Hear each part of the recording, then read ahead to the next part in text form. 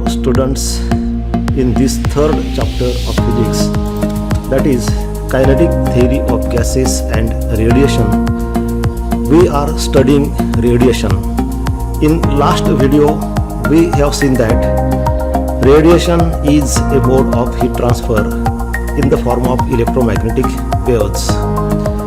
When heat energy is incident on any body, some part of heat energy is absorbed, some part is reflected, and some part is transmitted, such that total heat energy Q is equal to QR plus QA plus QT. We have also seen three different coefficients: coefficient of reflection QR upon Q, coefficient of absorption QA upon Q, coefficient of transmission QT upon Q, and we have also seen that A plus R plus T is equal to 1. Different bodies absorb different amount of heat, which depends upon the value of this coefficient of absorption. Some bodies are good absorber of heat, while some bodies are bad absorber of heat. Heat absorbed by body is again emitted by body in the form of electromagnetic waves. All bodies exchange heat with surrounding, means they radiate heat energy to the surrounding. At the same time they absorb heat energy from the surrounding. Fréhost gave the theory of heat exchange. There can be a question in the exam like this: state and explain Fréhost theory of heat exchange. What is this Fréhost theory of heat exchange? In 1792, Pierre Fréhost published a theory of heat exchange. That means when a body is kept in a surrounding, body exchange heat with the surrounding. Body radiate heat energy to the surrounding, at the same time body absorb heat energy from the surrounding. This Fréhost theory about this exchange of heat between the body and surrounding. So what is Fréhost theory of heat exchange? According to this theory, all bodies at all temperatures above 0 Kelvin, absolute zero temperature, that is minus 273 degrees Celsius, radiate thermal energy, and at the same time they absorb radiation received from the surroundings. विद्यार्थी मित्रांनो, परीक्षेमध्ये असा प्रश्न परीक्षेमध्ये 2 मार्काला तुम्हाला विचारला जाऊ शकतो की फ्रेहोस्ट थिअरी म्हणजे काय असतं. तर 1792 मध्ये पियर फ्रेहोस्ट या शास्त्रज्ञाने मांडलेली ही थिअरी आहे. त्यांनी असं सांगितलेलं आहे की सगळ्या बॉडीज सर्व टेम्परेचरला फक्त एक टेम्परेचर 0 केल्विन, ज्याला आपण ॲब्सोल्यूट झिरो म्हणतो, जे डिग्री सेल्सिअसमध्ये -273 असतं, ते टेम्परेचर सोडून इतर सर्व टेम्परेचरला सर्व बॉडीज हीट एनर्जी रॅडिएट करत असतात. आणि त्याचवेळी त्या सर्व बॉडीज सर्व टेम्परेचरला सराउंडिंगकडून येणारी हीट एनर्जी ॲब्झॉर्ब करत असतात. Rate of radiation, that is amount of thermal radiation emitted per unit time, depends on nature of emitting surface, its area and its temperature. म्हणजे आपण जेव्हा म्हणतो की प्रत्येक वस्तू हीट एनर्जी रेडिएट करते, तेव्हा मग ती बॉडी दर सेकंदाला किती हीट एनर्जी रेडिएट करणार, तर ते ह्या फॅक्टर्सवर डिपेंड असतं. नेचर ऑफ एमिटिंग सरफेस, म्हणजे जी बॉडी हीट एनर्जी एमिट करते, ज्या सरफेसमधून ती एमिट करते, ते सरफेस कशा पद्धतीचं आहे, म्हणजे रफ आहे का पॉलिश्ड आहे, ब्लॅक आहे का व्हाईट आहे. इट्स एरिया, किती एरिया आहे, कमी एरिया असेल तर कमी हीट एनर्जी रेडिएट होते, जास्त असेल तर जास्त होते. आणि त्या बॉडीचं टेम्परेचर काय आहे, जास्त टेम्परेचर असेल तर ती बॉडी जास्त हीट एनर्जी रेडिएट करते, कमी टेम्परेचर असेल तर कमी रेडिएट करते. Rate of absorption, the amount of thermal radiation absorbed per unit time, depends on the nature of absorbing surface, its area of surface and the time rate at which radiant energy is incident on the body. म्हणजे प्रत्येक वस्तू heat radiate करते, त्याच वेळी ती ॲब्झॉर्बसुद्धा करत असते सराउंडिंगकडून. तर दर सेकंदाला किती हीट एनर्जी ॲब्झॉर्ब करणार, तर हे कशावर डिपेंड असतं, तर जी बॉडी हीट ॲब्झॉर्ब करते त्या बॉडीचं नेचर कसं आहे, ब्लॅक, व्हाईट, रफ, पॉलिश वगैरे. एरिया किती आहे, जास्त एरिया असेल तर साहजिकच आहे जास्त हीट एनर्जी ॲब्झॉर्ब करणार. आणि सराउंडिंगकडून त्या बॉडीवर जेव्हा हीट पडते तर तो टाईम रेट म्हणजे दर सेकंदाला त्या बॉडीवर किती हीट पडते, ह्या सगळ्या फॅक्टर्सवरती हे डिपेंड असतं. जर समजा तुम्हाला परीक्षेमध्ये अशा पद्धतीने प्रश्न विचारला 2 मार्कासाठी तर एवढं सफिशियंट आहे. परंतु ह्या प्रीहोस्ट थेरीबद्दल आपण अजून डिटेलमध्ये आता समजावून घेऊ. Consider hot T taken in a cup, water at normal temperature taken in a beaker, and third example, ice at 0 degree Celsius. These are 3 different bodies at different temperatures. Tea is at 80 degree Celsius in Kelvin, that will be 350 Kelvin. Water is at room temperature, say 20 degree Celsius, 293 Kelvin. And ice is at 0 degree Celsius, not 0 Kelvin, so it is not absolute 0. 0 degree Celsius, that is 273 Kelvin. And suppose the surrounding temperature is 20 degrees Celsius, that is 293 Kelvin. All these bodies are at different temperatures. No body is at 0 Kelvin. Therefore, according to this Prehost theory, all these bodies will radiate heat energy to the surrounding. At the same time, they will absorb the heat energy from the surrounding. The rate of radiation will depend on temperature of the body. In these 3 cases, you can see temperature of tea is greater than temperature of this water and ice. So this tea will radiate more heat energy per second. It depends on nature. Now natures are different. Tea is different, ice is different, water is different. So this different nature also decides the rate of radiation. It depends upon area also. If area of surface is more, the body will emit or radiate more energy. This is Prehost theory. Consider 2 examples. Suppose in one beaker we have taken water at 80 degrees Celsius, that is 350 Kelvin. And in second container we have taken, suppose, oil, coconut oil at 80 degrees Celsius, 350 Kelvin. Same quantity of liquids. In first beaker water, in second beaker coconut oil, same quantity, not less not more, same temperature. These 2 liquids are kept in same surrounding whose temperature is 20 degrees Celsius, 293 Kelvin. Even then, rate of radiation will be different for these liquids. या ठिकाणी आपण 2 liquids घेतलेले आहेत. एकामध्ये आपण पाणी घेतलेलं आहे 80 डिग्री सेल्सिअसला, दुसऱ्यामध्ये आपण कोकोनट ऑइल घेतलेलं आहे 80 डिग्री सेल्सिअसलाच, सेम टेम्परेचरला, सेम क्वांटिटी घेतलेली आहे आपण. इथं जास्त तिथं कमी असं काही नाही, आणि सेम सराउंडिंगमध्ये ठेवलेले आहेत. म्हणजे टेम्परेचर सराउंडिंगचं 20 डिग्री सेल्सिअस ते दोघांनाही सारखंच आहे. परंतु जर आपण रेट ऑफ रेडिएशनचा विचार केला तर इथं मात्र दोघांचा रेट ऑफ रेडिएशन वेगवेगळा असतो, कारण दोघांचं नेचर हे वेगळं आहे. दोन्ही लिक्विडच्या प्रॉपर्टीज ह्या वेगवेगळ्या आहेत. In case of water also and oil also, both liquids will radiate heat energy to the surrounding. These arrows represents radiation, म्हणजे दोन्ही लिक्विड्स हीट एनर्जी रेडिएट करतील. At the same time both liquids will absorb heat energy from surrounding. These 2 arrows represents absorption of heat energy from surrounding, but rate of radiation will be different. If suppose water radiates 40 joule per second, then this oil radiates more heat energy, 100 joule per second. While water absorbs 10 joule per second from surrounding, oil absorbs 25 joule per second from surrounding. Therefore, You can see these two liquids are different, their natures are different, therefore their rates of radiation and absorption are different.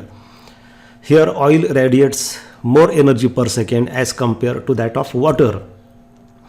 म्हणजे याचा अर्थ असा होतो की दोन्ही liquid same quantity same टेम्परेचरला असूनसुद्धा same एन्व्हायरमेंटमध्ये ठेवलेले असूनसुद्धा ऑइल जी आहे ते जास्त हीट बाहेर टाकतं दर सेकंदाला वॉटरपेक्षा. म्हणजे याचा अर्थ असा आहे की ऑइल हे लवकर थंड होणार आहे, कारण हीट बाहेर टाकली की दोघांचं टेम्परेचर कमी कमी होणार आहे. जे 80 डिग्री सेल्सिअस आहे ते कमी कमी होत जाईल. परंतु जे लिक्विड जास्त हीट बाहेर टाकल दर सेकंदाला त्याचं टेम्परेचर लवकर लवकर खाली उतरेल. तर इथं ऑइल, कोकोनट ऑइल हे जास्त हीट बाहेर टाकतं, त्यामुळं त्याचं टेम्परेचर लवकर लवकर उतरेल, म्हणजे ते लवकर थंड होईल आणि पाणी थंड व्हायला वेळ लागेल. इथं आपण जर नेट लॉस काढला, कारण दोन्ही लिक्विड काय करतात, हीट बाहेर टाकतात त्याचवेळी हीट आतमध्ये घेतात, तर वॉटर काय करतं 40 जूल पर सेकंड एमिट करतं आणि 10 जूल पर सेकंड ॲब्झॉर्ब करतं.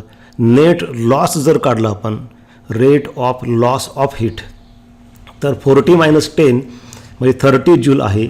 म्हणजे टोटल जर आपण ओव्हरऑल काढलं तर पाण्याची एनर्जी 30 जूलनी कमी होत जाते दर सेकंदाला. इंटरनल एनर्जी कमी होणार म्हणजे टेम्परेचर कमी होणार. याच्या उलट कोकोनट ऑइलमध्ये 100 एमिट होते दर सेकंदाला आणि 25 ॲब्झॉर्ब होते दर सेकंदाला. तर नेट लॉस काढला आपण तर 100 - 25 that is equal to 75 joule per second. म्हणजे इंटरनल एनर्जी कमी होणार म्हणजे टेम्परेचर कमी होणार. जे 80 डिग्री सेल्सिअस आहे ते कमी कमी होत जाणार. इथं दर सेकंदाला 30 जूलनी एनर्जी कमी होते वॉटरमध्ये. इथं मात्र ऑइलमध्ये दर सेकंदाला 75 जूलनी कमी होते. म्हणजे इथं जास्त एनर्जी लॉस होते, त्यामुळं इथं टेम्परेचर लवकर लवकर उतरेल. दोघांचंही टेम्परेचर कमी कमी होत जाईल, परंतु वॉटरचं टेम्परेचर कमी व्हायला जास्त वेळ लागेल. तुम्ही एक उदाहरण किंवा एक प्रयोग घरी करून बघू शकता. 2 वाट्या घ्या, त्यामध्ये एका वाटीमध्ये तुम्ही थोडं पाणी घ्या, अर्धी वाटी भरा किंवा अर्ध्यापेक्षा कमी भरा, आणि दुसऱ्या वाटीमध्ये पाणी घ्या तेवढंच, आणि दोन्ही ॲट अ टाईम गरम करायला ठेवा, सेम हीट द्या. तुमच्या असं लक्षात येईल की खोबरेल तेल जे आहे, कोकोनट ऑइल जे आहे ते पटकन गरम होतं, पाण्याला वेळ लागतो. आता दोन्ही सारख्याच टेम्परेचरपर्यंत तापवा आणि बाजूला काढून ठेवा. थोड्या वेळाने बघा खोबरेल तेल पटकन थंड झालेलं असतं आणि पाणी मात्र लवकर थंड होत नाही. त्याचं हे कारण आहे, rate of radiation is different for different liquids because they have different natures. जसं रेट ऑफ रेडिएशन नेचरवर डिपेंड आहे तसं ते टेम्परेचरवर पण डिपेंड आहे. Now consider second example. Take water in both containers. Now liquids are same nature, same quantity of water.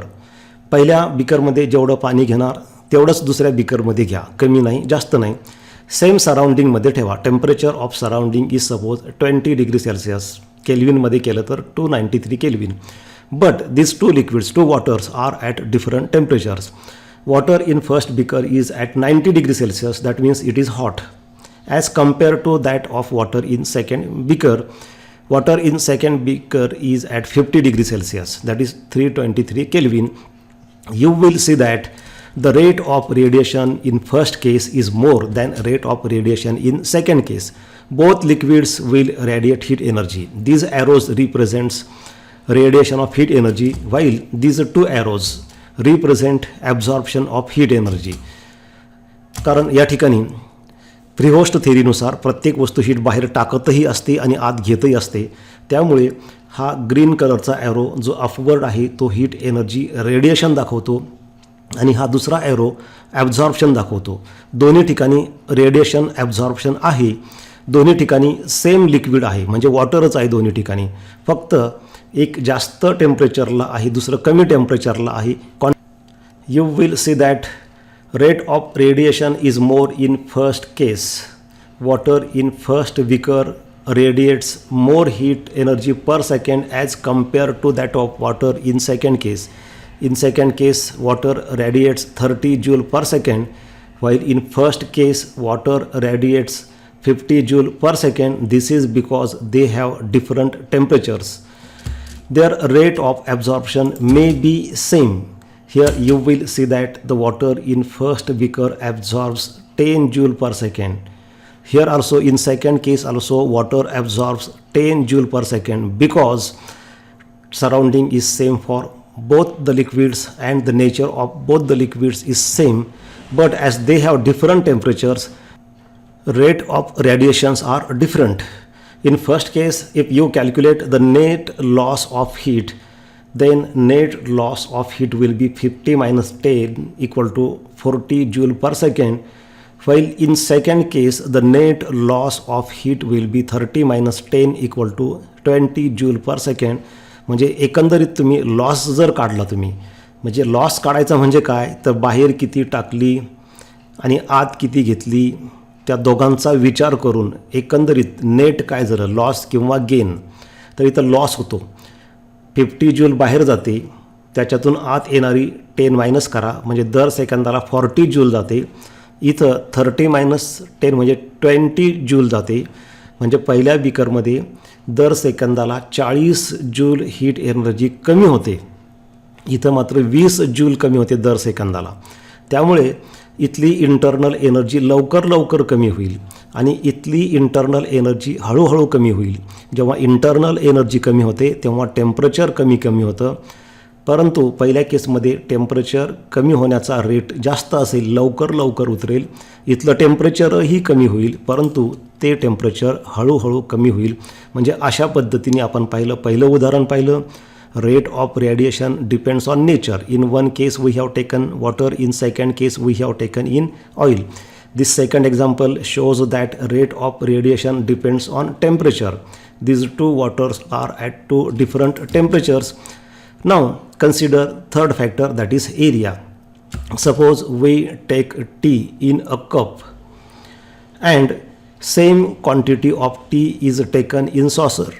समजा आपण एका कपामध्ये चहा घेतला आणि तेवढाच चहा किंवा तो चहा आपण नंतर बशीमध्ये ओतला किंवा ॲट अ टाईम दोन्ही आपण शेजारी ठेवलं.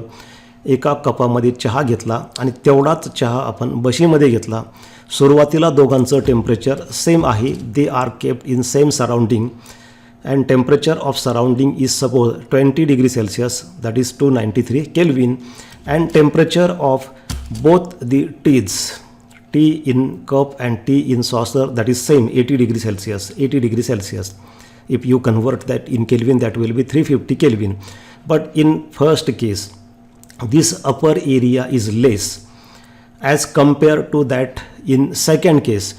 जर तुम्ही ह्या कपामध्ये पाहिलं तर वरचा एरिया कमी आहे ज्याच्यातून हीट बाहेर पडते, कारण हे बाकीचं नॉन कंडक्टिंग असतं. हा वरचा एरिया बशीमध्ये जो आपण चहा घेतला तो एरिया जास्त आहे, त्यामुळे त्याच्यामधून हीट एनर्जी जास्त बाहेर पडेल.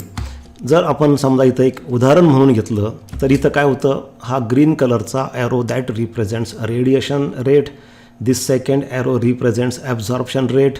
दोन्ही ॲरो आहेत म्हणजे प्रीहोस्ट थेअरीनुसार प्रत्येक वस्तू ॲट अ टाईम दोन्ही ह्या प्रोसेस करत असते, देवाणघेवाण, एक्सचेंज, हीटची देवाणघेवाण. तसंच बशीमध्ये सुद्धा ते घडेल. तर कपामध्ये काय होतं, 50 जूल दर सेकंदाला बाहेर टाकली जाते आणि 10 जूल आतमध्ये घेतली जाते. म्हणजे नेट लॉस किती होतो तर 50 मायनस 10 म्हणजे 40 जूलचा. On the other hand, in case of this tea in saucer, heat radiated per second is 10 joule while heat absorbed per second is 10 joule. Here net loss is 90 minus 10 equal to 80 joule. So more loss of heat energy in second case. इथं काय होतं की heat energy दर सेकंदाला 80 joule बाहेर पडते, 80 joule. इथं किती, फक्त 40 जूल बाहेर पडते.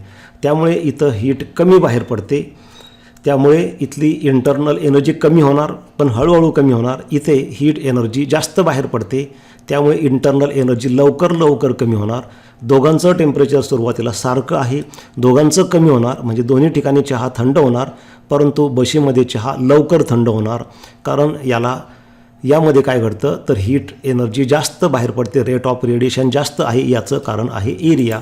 तर अशा पद्धतीने मित्रांनो आपण पाहिलं की हीट जेव्हा रॅडिएट होते तेव्हा रेट ऑफ रॅडिएशन ह्या 3 फॅक्टरवरती डिपेंड आहे. पहिला फॅक्टर आपण पाहिला नेचर, म्हणजे एका ठिकाणी आपण घेतलं ऑइल, वॉटर. दुसरा फॅक्टर आहे टेम्परेचर, गरम आणि थंड पाणी आपण घेतलं त्याच्यावर डिपेंड आहे. आणि तिसरा फॅक्टर आपण घेतला एरिया. अजून आपण यामध्ये काही उदाहरणं बघू. काय म्हटलं आहे बघा इथं, when hot body is kept in cooler surrounding just like this hot T taken in a cup is kept in cooler surrounding, means temperature of this tea is greater than temperature of surrounding, then rate of radiation is greater than rate of absorption of heat. कपामध्ये चहा घेतला आपण, चहा गरम असतो, वातावरण थंड असतं, तेव्हा त्रिहोस्ट थिअरीनुसार तो चहा हीटची देवाणघेवाण करत असतो, म्हणजे हीट रॅडिएट करत असतो, त्याचवेळी तो ॲब्झॉर्ब करत असतो. पण रॅडिएशनचा रेट जास्त असतो, म्हणजे बाहेर हीट देण्याचा रेट जास्त आहे आणि घेण्याचा रेट कमी आहे. Therefore there is a net loss of heat energy of the body due to which temperature of body decreases till it attains equilibrium. That is temperature of body becomes equal to the temperature of surrounding. म्हणजे होतं काय की चहाचं temperature जास्त असल्यामुळं तो heat जास्त बाहेर टाकतो आणि कमी घेतो, त्यामुळे नेट लॉस होत जातो. त्यामुळे ह्या चहाचं टेम्परेचर कमी कमी होत जातं आणि शेवटी ते सराउंडिंग इतकं होतं आणि मग त्यावेळी ते इक्विलिब्रियममध्ये राहतं. म्हणजे सराउंडिंग इतकं जरी झालं तरी हीट एक्सचेंज चालू राहते, परंतु तिथं टेम्परेचर मग कॉन्स्टंट राहतं. बघा इथं आपण एक उदाहरण घेऊ.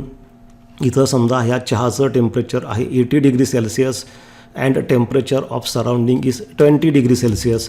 So in this case it radiates more heat energy than absorption. It radiates 50 joule per second and absorbs 10 joule per second. Therefore there is a net loss of heat 40 joule per second. 50 minus 10, 40 joule heat energy is lost to the surrounding. Therefore its temperature go on decreasing till it becomes equal to temperature of surrounding. हळूहळू हा चहा थंड होतो आणि हे 80 degree Celsius temperature हळूहळू कमी होतं आणि शेवटी ते सराउंडिंग इतकं होतं. इथं नेट लॉस आपण काढलं आहे 50 minus 10 equal to 40 joule per second, म्हणजे दर सेकंदाला 40 जूल एवढी एनर्जी ह्या चहाची कमी होत जाते. टेम्परेचर कमी होऊन शेवटी ते सराउंडिंग इतकं होतं आणि तिथं मग ते स्थिर राहतं. This is first case. Consider ice at 0 degree Celsius, which is less than temperature of surrounding. When cold body is kept in hotter surrounding, like ice is kept in a surrounding, then rate of absorption of heat is greater than rate of radiation of heat. Therefore, there is a net gain of heat energy due to which temperature of body increases till it attains thermal equilibrium, means in this case temperature of ice is 0 degree Celsius. In Kelvin that will be 273 Kelvin, while temperature of surrounding is 20 degree Celsius. So ice is at lower temperature, therefore we can say that this is a colder body kept in hotter surrounding. Comparatively temperature of surrounding is more than that of ice, therefore we can say temperature is hotter. So in this case rate of absorption is more than rate of radiation. Here rate of radiation is 10 joule per second while rate of absorption is 50 joule per second. Therefore ice radiates less heat energy and absorbs more heat energy. Therefore there is net gain of heat energy of the ice, not loss. And net gain of heat energy will be 50 minus 10 equal to 40 joule per second. Due to this gain of 40 joule per second, internal energy of this oil will go on increasing, due to which temperature will start increasing 0 degree Celsius, 1, 2, 3, 4. Finally it will be equal to the temperature of surrounding and then it will remain in equilibrium with surrounding. जेव्हा ह्या बर्फाचं temperature 20 degree Celsius इतकं होईल तेव्हा ते इक्विलिब्रियममध्ये असेल, म्हणजे तेव्हाही heat exchange चालू असेल परंतु टेम्परेचर कॉन्स्टंट असेल. आता अजून एक थर्ड एक्झाम्पल कन्सिडर करा. Water is taken in a beaker whose temperature is equal to temperature of surrounding. In this case what happens when a body is kept in a surrounding such that temperature of body is equal to temperature of surrounding, then rate of radiation is equal to rate of absorption of heat. Therefore, there is no net loss or gain of heat energy and the temperature of body remains constant. This is water taken in a beaker. Temperature of water is 20 degrees Celsius and that of surrounding is also 20 degrees Celsius. Therefore, same temperature. Even though the temperatures are same, heat exchange continues. जरी temperature सारखं असलं तरी प्रीहोस्ट थेरीनुसार heat exchange चालू असते, हीटची देवाणघेवाण सराउंडिंगशी चालू असते. But in this case what happens, rate of radiation is equal to rate of absorption. If water radiates 50 joule per second, it absorbs 50 joule per second. Therefore, there is no net loss or gain. Net loss or gain will be 50 minus 50 equal to 0, means internal energy will not decrease, it will remain constant. Therefore, temperature will remain constant. When bodies emit thermal radiations, these radiations are emitted in the form of electromagnetic waves. Electromagnetic waves are waves, therefore they have wavelengths, they have frequencies. When temperature of body increases, wavelength of thermal radiation decreases. म्हणजे जेवढी वस्तू गरम असेल तेवढं त्या वस्तूने बाहेर टाकलेल्या electromagnetic वेव्हच्या वेवलेंथ कमी असतील. For a temperature around 800 degrees Celsius, part of the energy emitted is in the visible range and body appears red. जेव्हा बॉडीचं टेम्परेचर, समजा एखादं लोखंड तुम्ही गरम केलं 800 डिग्री सेल्सिअसपर्यंत, तेव्हा त्याच्यातून जे रेडिएशन्स बाहेर पडतील ते व्हिजिबल रेंजमध्ये असतात. व्हिजिबलमध्ये 7 कलर्स असतात, रेड टू व्हायलेट. आणि रेडपेक्षा जास्त वेवलेंथ असेल तर ते इन्फ्रारेडमध्ये जातं, मायक्रोवेव्हजमध्ये जातं, रेडिओ वेव्हजमध्ये जातं. आणि जर समजा व्हिजिबलपेक्षा कमी वेवलेंथ असतील तर ते अल्ट्राव्हायलेट, एक्सरेज, गॅमा रेजमध्ये वगैरे जातं. परंतु इथं काय म्हटलेलं आहे की 800 डिग्री सेल्सिअसपर्यंत जर एखादी वस्तू गरम केली आपण तर त्याच्यातून जे रेडिएशन्स बाहेर पडतात ते व्हिजिबल रेंजमध्ये, त्याच्यामुळं ते आपल्याला ते रेडिएशन्स दिसतात. इथं अशा पद्धतीने तुम्ही बघा, लोखंड गरम केल्यानंतर 800 डिग्री सेल्सिअसपर्यंत जर तापवलं किंवा त्याच्यापेक्षा थोडं कमी अराऊंड म्हटलं आहे, म्हणजे अगदी 400, 500, 600, 700, 800पर्यंत याच्या दरम्यान, तर ही वस्तू तुम्हाला अशा पद्धतीने लाल कलरची दिसते. कारण याच्यामधून जे रेडिएशन्स बाहेर पडतात, इलेक्ट्रोमॅग्नेटिक वेव्ज असतात त्या आपल्या डोळ्यामध्ये शिरून आपल्याला त्या तिथलं सेन्सेशन देतात. म्हणजे ह्या इलेक्ट्रोमॅग्नेटिक वेव्जमुळं आपल्याला ते दिसतात.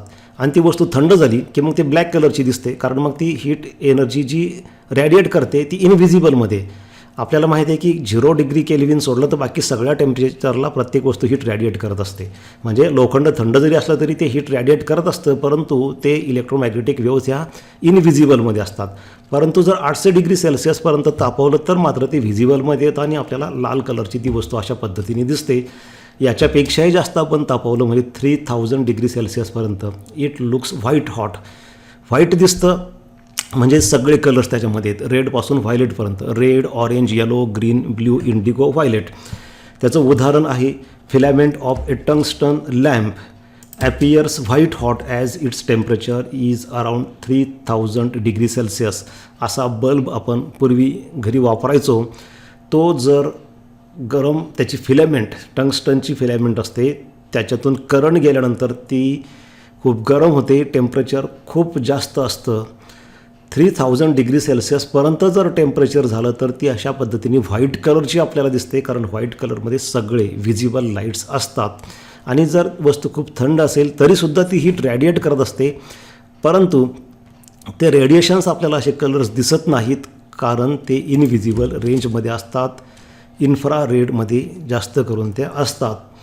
आता याचमध्ये आपल्याला असा प्रश्न विचारला जाऊ शकतो, state the factors on which thermal radiation of a body depends. एखादी वस्तू किती हीट बाहेर टाकते हे कशावर डिपेंड असतं, असा 2 मार्काला प्रश्न आपल्याला परीक्षेमध्ये विचारू शकतात. तेव्हा त्याचं आपलं आन्सर काय असेल, amount of heat radiated by a body depends on number 1 the absolute temperature of the body. ही आपण पाहिलेलंच आहे.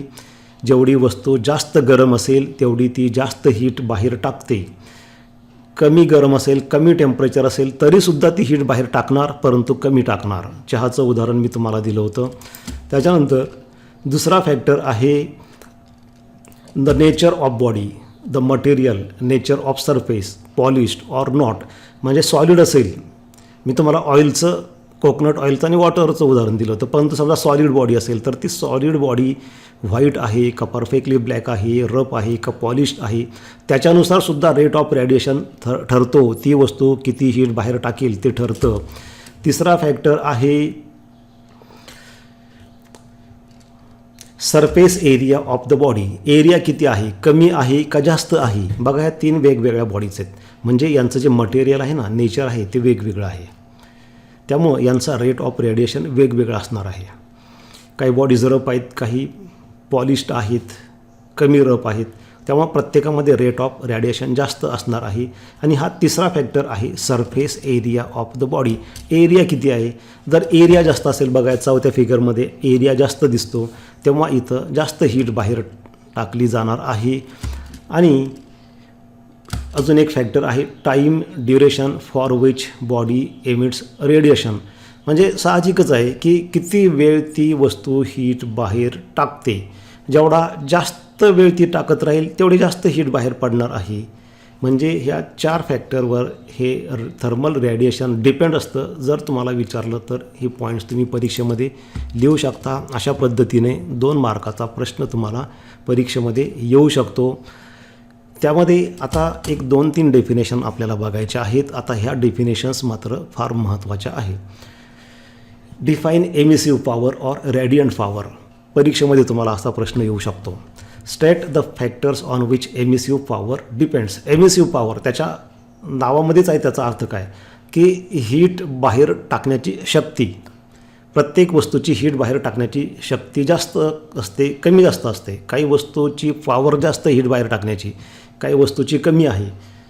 तर ती एमिसिव्ह पॉवरने डिफाईन केलेली आहे. What do you mean by emissive power and on what factors this emissive power depends.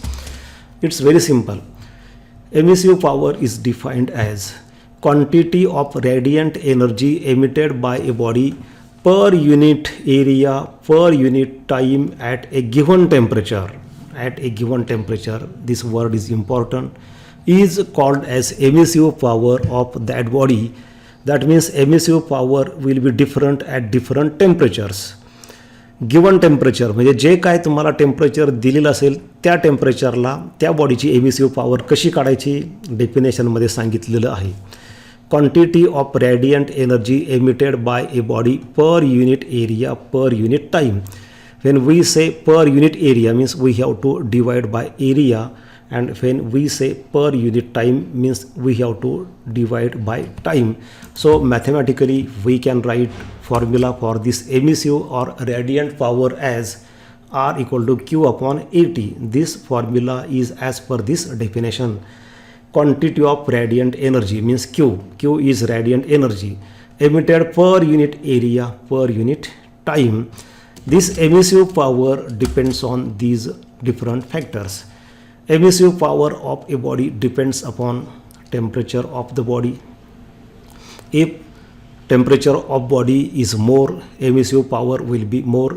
It depends upon nature of body, whether the body is rough or polished, black or white. It depends on nature of surrounding. सराउंडिंगचं nature काय आहे, कसल्या सराउंडिंगमध्ये ती ठेवलेली आहे त्याच्यावर सुद्धा ते डिपेंड असतं. आता याचं युनिट जर आपण काढलं तर आपल्याला मिळेल SI unit of emissive power is joule per metre square per second. Because SI unit of heat energy is joule.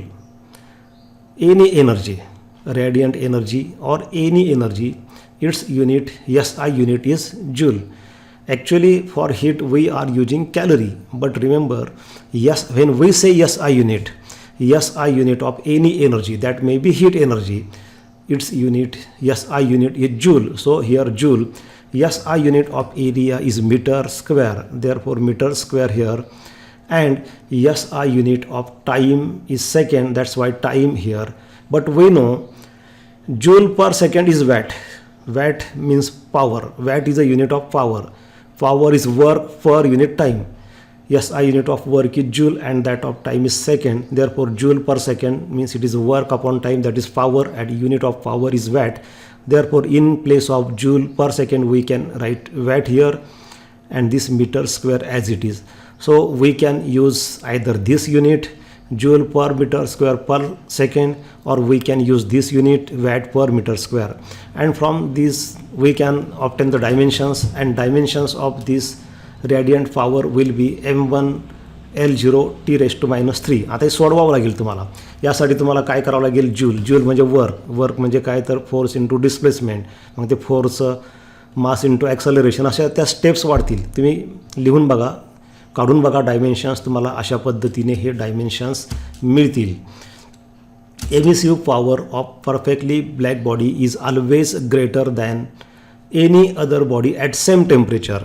म्हणजे समजा तुम्ही दोन वस्तू घेतल्या, शेजारी शेजारी ठेवल्या, सेम साईजच्या, सेम आकाराच्या, म्हणजे क्युबिकल असेल तर क्युबिकल, आणि दोन्ही सारख्याच, एक लहान नाही एक मोठी नाही, पण एक ब्लॅक बॉडी असेल आणि एक ऑर्डिनरी बॉडी असेल, तर ब्लॅक बॉडीची एमिसिव्ह पॉवर ही जास्त असते, ती हीट जास्त बाहेर टाकते.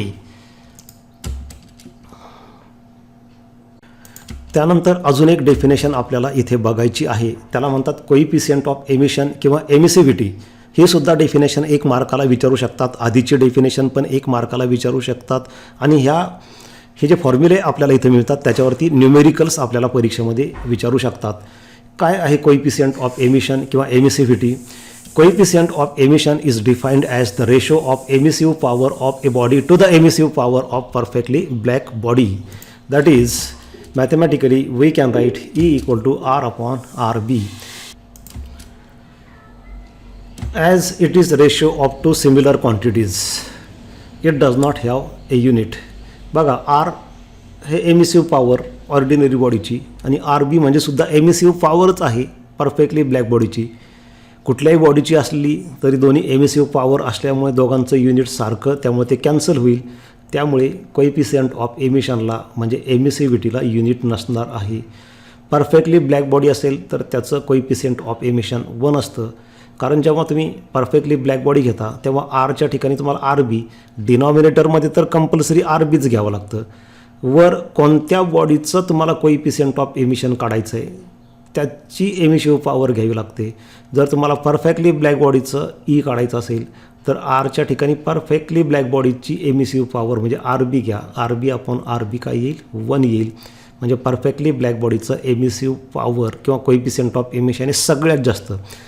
कोइफिशियंट ऑफ एमिशन 1पेक्षा जास्त नसतंच कुठल्याही बॉडीचं, 1पेक्षा कमीच, 0 पॉईंटमध्ये. जास्तीत जास्त 1 असतं परफेक्टली ब्लॅक बॉडीसाठी. आणि परफेक्टली रिफ्लेक्टर असेल तर कोइफिशियंट ऑफ एमिशन 0, कारण ते काय करतं, हीट ॲब्झॉर्ब करतच नाही. हीट ॲब्झॉर्ब करत नाही म्हटल्यानंतर ते एमिट करतच नाही, म्हणजे एमिसिव्ह पॉवर त्या परफेक्टली रिफ्लेक्टरचं 0 असतं. आता विद्यार्थी मित्रांनो, यामध्ये शेवटी आपल्याला काही क्वेश्चन्स बोर्ड बुकमधून बघायचं आहे. बघा इथे अशा पद्धतीने बोर्ड बुकमध्ये use your brain power page number बघा 68ला आहे. तर यामध्ये असे काही क्वेश्चन्स विचारलेले आहेत. तर हे क्वेश्चन्सचे आन्सर्स आपण इथं आता बघूयात. त्यातला पहिला क्वेश्चन असा आहे, why are the bottoms of the cooking utensils blackened and tops polished? म्हणजे स्वयंपाकाची भांडी जी असतात त्यांचं जे बॉटम असतं ते ब्लॅक का केलेलं असतं, त्याला ब्लॅक पेंट का केलेलं असतं, आणि वरचं टॉप किंवा आतली बाजू जी आहे ज्या बाजूने आपण पदार्थ शिजवतो ते पॉलिश्ड का असतं, तर त्याचं कारण इथे आहे बघा. By painting the bottom black the utensils is able to absorb maximum heat. We know black body absorbs maximum amount of heat as compared to any other ordinary body. त्यामुळं बॉटम ब्लॅक केलं म्हणजे ते heat जास्त absorb करतं. The shiny coating inside makes sure that heat absorb is not lost and stage within the utensils bye reflection. आतली बाजू जी आहे त्याला पॉलिश केलेलं असतं, शायनी असतं, कोटिंग अशा पद्धतीने केलेलं असतं की ज्याच्यामुळं रिफ्लेक्शन होतं आणि ती हीट आतल्या आत रिफ्लेक्ट होते आणि बाहेर जात नाही. म्हणजे ती हीट तो पदार्थ शिजवण्यासाठी आपल्याला उपयोगी पडते. Hence by having black bottom and shiny inner surface we can utilize the maximum heat given to the utensils. म्हणजे त्या भांड्याला दिलेली जास्तीत जास्त हीट एनर्जी आपण अन्न शिजवण्यासाठी वापर करून घेतो. बघा इथं अशा पद्धतीने बॉटम हे ब्लॅक असतं आणि आतली बाजू ही पॉलिश्ड असते. बघा या भांड्यामध्ये तुम्हाला दिसतं इथं आतली बाजू पॉलिश केलेली असल्यामुळं जी हीट आतमध्ये येते खालच्या बॉटमकडून ती हीट आतल्या आत रिफ्लेक्ट होत राहते, त्या पदार्थामध्ये जाते आणि त्यामुळं तो पदार्थ किंवा ते अन्न लवकर शिजतं. हे कारण आहे त्याचं बॉटम ब्लॅक का असतं आणि आतली बाजू जी आहे ती शायनी का असते, पॉलिश्ड का असते. दुसरा प्रश्न असा त्या बोर्डबुकमध्ये विचारलेला आहे, a car is left in sunlight with its windows closed on a hot day. After some time it is observed that inside of the car is warmer than outside air. Why? बघा विद्यार्थी मित्रांनो, तुम्हाला अनुभव असेल, जर समजा एखादी car अशी बराच वेळ उन्हामध्ये राहिली, विशेषतः उन्हामध्ये आपण कुठंतरी बाहेरगावी गेलो आणि पार्किंगला कुठं सावली नसेल तर कधी कधी नाईलाजानं आपल्याला गाडी उन्हामध्ये उभी करावी लागते. आणि भर दुपारी जर अशी गाडी उन्हामध्ये उभी केली आपण आणि काही कार्यक्रम करून आपण परत गाडीमध्ये येऊन बसलो तर बाहेर जेवढी हीट असते त्याच्यापेक्षा जास्त हीट आतमध्ये गाडीच्या आतमध्ये असते. तर याचं कारण आपल्याला ह्या प्रश्नामध्ये विचारलेलं आहे. बोर्ड बुकमधीलच हा क्वेश्चन आहे, बघा इथं दिलेला हा क्वेश्चन आहे. तर याचं कारण असं आहे, इथं दिलेलं आहे, the inside of a car with its windows closed is hotter than outside due to greenhouse effect. Greenhouse इफेक्टमुळे घडतं. As the glass in the windows absorb infrared radiations of the sun but do not allow them to escape or reflect back, thus increasing the temperature of the car on the inside. काय होतं, या काचेमधून किंवा ह्या मेटलमधून सुद्धा heat आतमध्ये जातात. इथं गरम होतं, पत्रा गरम होतो, आतली बाजू गरम होणार, रेडिएशनमुळं आतमध्ये हीट जाणार, काचेमधून जाणार आणि जेव्हा ही हीट आतमध्ये जाणार तेव्हा मल्टिपल रिफ्लेक्शनमध्ये ती आतमध्ये ट्रॅप होऊन बसते, अडकून बसते हीट एनर्जी. ती बाहेर जात नाही, बाहेर जायला चान्स मिळत नाही आणि त्यामुळं आतली हीट वाढतच जाते आणि खूप गरम आतमध्ये होतं. हे कारण आहे की आतमध्ये हीट जास्त असते बाहेरच्यापेक्षा. अजून एक प्रश्न यामध्ये असा विचारलेला आहे, if surfaces of all bodies are continuously emitting radiant energy, why do they not cool down to 0 kelvin. याच्यामध्ये असं विचारलेलं आहे की जर सतत प्रिवोस्ट थेअरीनुसार सतत हीट बाहेर पडत असेल मग त्यांची हीट एनर्जी कमी होऊन शेवटी 0 केल्विन का होत नाही. तर प्रिवोस्ट थेअरीमध्येच याचं उत्तर दडलेलं आहे. According to Prevost theory all bodies at all temperature above 0 kelvin radiate thermal energy and at the same time they absorb radiation received from the surrounding. समजा ही बॉडी आहे सराउंडिंगच्या टेम्परेचरपेक्षा जास्त आहे, म्हणजे सराउंडिंगचं टेम्परेचर 20 डिग्री सेल्सिअस आहे आणि बॉडीचं टेम्परेचर 100 आहे. जेव्हा बॉडीचं टेम्परेचर जास्त असेल तेव्हा ते जास्त हीट रॅडिएट करेल आणि कमी ॲब्झॉर्ब करेल, त्यामुळे याचं टेम्परेचर कमी होईल. पण जेव्हा ते सराउंडिंगचं इतकं होईल तेव्हा हीट एक्सचेंज इक्वल होईल, त्याच्यापेक्षा कमी टेम्परेचर उतरणार नाही. आणि प्रिवोस्ट थेअरीमध्येच परत असं म्हटलं आहे की जेव्हा यामध्ये काय म्हटलं आहे, सगळ्या बॉडीज हीट रॅडिएट करतात कोणत्या टेम्परेचरला, 0 केल्विन सोडून सगळ्या टेम्परेचरला. समजा एखाद्या बॉडीचं टेम्परेचर 0 केल्विन झालंच तर ती बॉडी हीट रॅडिएट करू शकणार नाही, ॲब्झॉर्ब करणार, त्या ॲब्झॉर्बमुळे परत टेम्परेचर वाढणार, म्हणजे टेम्परेचर 0 केल्विन होऊच शकत नाही. 0 केल्विनपर्यंत थंड आपण कुठलीही वस्तू करू शकत नाही. दस at 0 kelvin body stops radiating energy but still absorbing energy, therefore it cannot be cooled below 0 Kelvin. 0 Kelvin इतकं किंवा त्याच्यापेक्षा कमी आपण त्या वस्तूला थंड करू शकत नाही. थँक्यू विद्यार्थी मित्रांनो.